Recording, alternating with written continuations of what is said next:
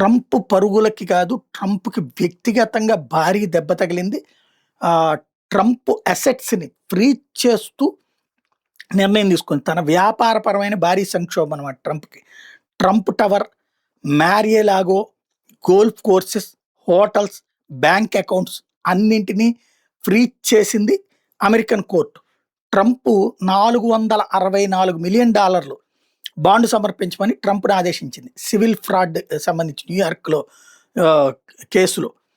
అయితే ఆ డెడ్‌లైన్ పూర్తయిపోయింది. కానీ ఏది సమర్పించలేకపోయాడు ట్రంప్. $464 million bond. కోర్టు దీంతో సహనం కోల్పోయింది. వెంటనే ఫెడరల్ జడ్జి తాజాగా emergency nation wide asset freeze కార్యకి ఆదేశించాడు. తద్వారా ట్రంప్ ఆస్తులన్నింటినీ స్వాధీనం చేసుకోమని చెప్పాడు.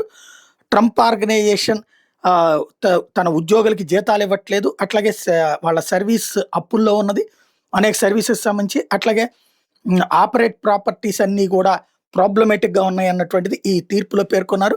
మారియలాగో అని షట్ డౌన్ చేశారన్నటువంటిది, కంప్లీట్గా గెస్ట్స్ని బయటికి పంపించడం, అలాగే ఈవెంట్స్ని క్యాన్సిల్ చేయడం, ఇట్లాంటి పరిణామాలన్నిటి మీదన కూడా ఇప్పుడు సంచలనాత్మకమైనటువంటి అడుగులు పడుతున్నాయి. ట్రంప్ తన ట్రూత్ సోషల్లో దీన్ని కోర్టు మాబ్ థెఫ్ట్ అంటూ నా ఆస్తులన్నింటి కోర్టు దొంగతనం చేస్తుంది అన్నటువంటి కోణంలో ప్రొజెక్ట్ చేసుకుంటూ దాని మీదన కోర్టు తీర్పుకి వ్యతిరేకంగా తను ఒక ట్వీట్ చేసుకొచ్చాడు.